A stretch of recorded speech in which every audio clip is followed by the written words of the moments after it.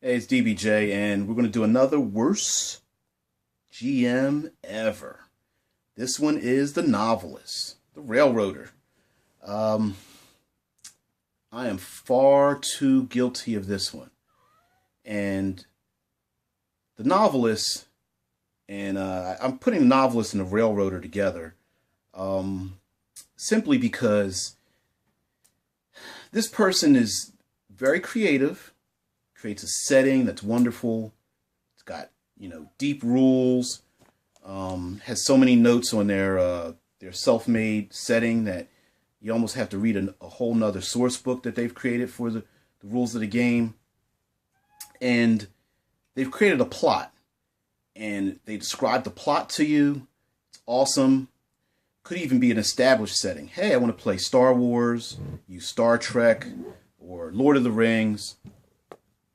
And you go, well, you know what? The way this person describes it, I mean, they absolutely love Star Wars. They know everything about it. Man, this is going to be a great game. Um, they may have created pre-gens, or they let you play characters that you've created, try to insert you into the game. You sit down at the table, you're like, I am so psyched. And then all of a sudden, it's pretty much like sitting there doing nothing as the game master tells you what your character does. And you're like, don't I have any personal motivation? Well, no, you're playing a bounty hunter in Star Wars, so only bounty hunters do these things. And yeah, it's similar to the Viking hat, but this person can come across kind of nice and creative, and seems like they want to include you into the game. But instead, you end up being like another, you're a prop in their own novel. And far be it from you to try to do anything outside the parameters of this particular novel. Now, of course, there's some dumb stuff like, hey, I'm playing Star Wars. If I see Luke Skywalker, I just want to shoot him. Well, if you're just being an a-hole about it, yeah, of course. But once, and I fully believe this, that if you want to write a novel, then go ahead and write one. If you are taking away any free will of the players, just go ahead and take the free will away. Just and save everybody the trouble and tell everyone, hey, listen, I'm going to write some lines for you, and you read them. Okay? The novelist is not supposed to be there to tell the players how their character is supposed to act, what they're supposed to do, and give them limitations on what they can do in the world. The minute you create a setting and let players into it, you gotta let them go. Players are notorious for destroying settings, but you gotta let them go. You can't sit there hammering at the rules and explaining to the characters that they cannot do certain things. Hey, you can't destroy the Death Star. Luke Skywalker is supposed to destroy the Death Star. I can't allow your character to do it. And you're going, wait a minute. Let's see. In your game, we found out they're evil. We found out they're shooting other planets with a big energy beam, and we're not allowed to do anything about it? That doesn't make any sense. And the novelist sticks so wholeheartedly to the setting and to the source material that they don't allow anything to impede it. And man, it's just like being on a railroad. Hey, we're going down one track. We can't deviate. We're not allowed. We're just supporting actors. Luke Skywalker's the main character, and we're just supporting actors. Same thing with Lord of the Rings. Some people know the Lord of the Rings material back and forth. They know. They darn near know the Elven language created by J.R.R. Tolkien and almost expect you to learn it to just engage in this game. And you're like, man, I just want to create a character and adventure. I shouldn't have to read like 5 books before I can actually start playing your game, nor should I be expected to adhere to the tenets of all the books and play along where I can't change the history, I can't interact with the characters. My presence at a novelist table means nothing but just being a prop. And the unfortunate part is that novelist GMs tend not to be they're more insidious because they can come across with such grand ideas that you're like, man, that setting sounds awesome.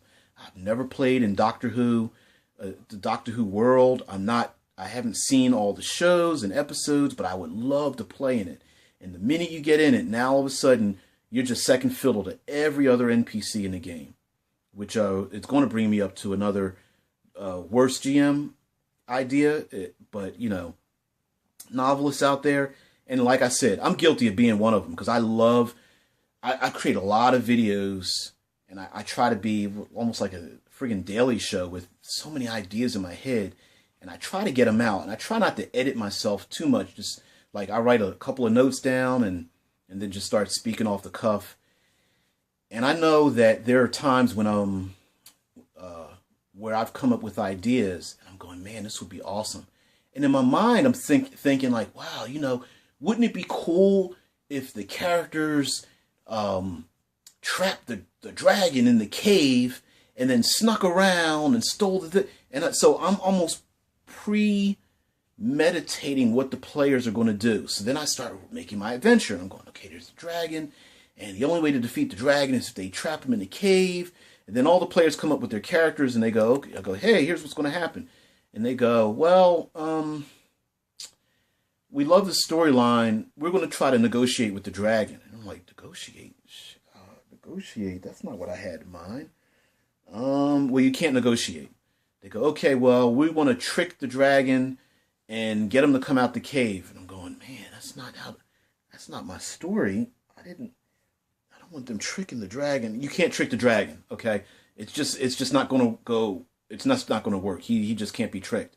So the players, one by one, are coming out with these creative ideas. Hey, we will turn invisible and sneak past the dragon. We are going to find an enemy just as powerful as the dragon and have the Lich Lord and the dragon go head to head. We're going to come up with all these ideas, and I'm sitting back like, okay, no, you can't do any of those things because I want you guys to trap the dragon in the cave. And they're going, well, we don't think that's a good idea. That's not what we want to do.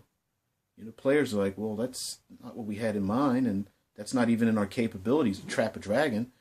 We don't want to confront the dragon head on. We'll die.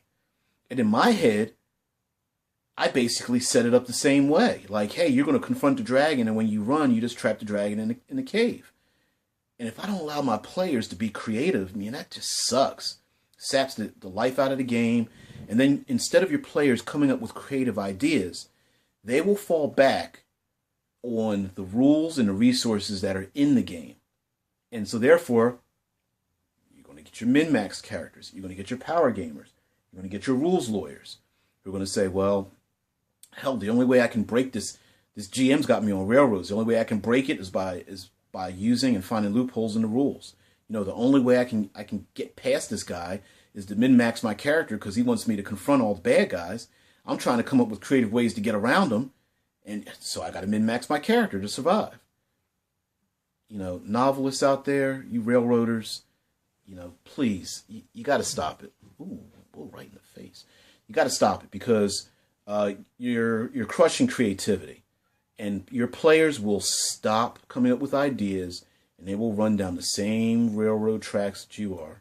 So please, I know novelists out there are very creative. You have great ideas, but the minute you insert your ideas on the player's table, it belongs to everybody. Every character that's on the table, the minute you insert it into the world, belongs to everybody else. A piece of your idea now belongs to everybody else, and you need to allow them to mold and shape and grow that idea so it becomes greater than the parts that are generated. So, as always, create, guys. You know, don't destroy the creativity.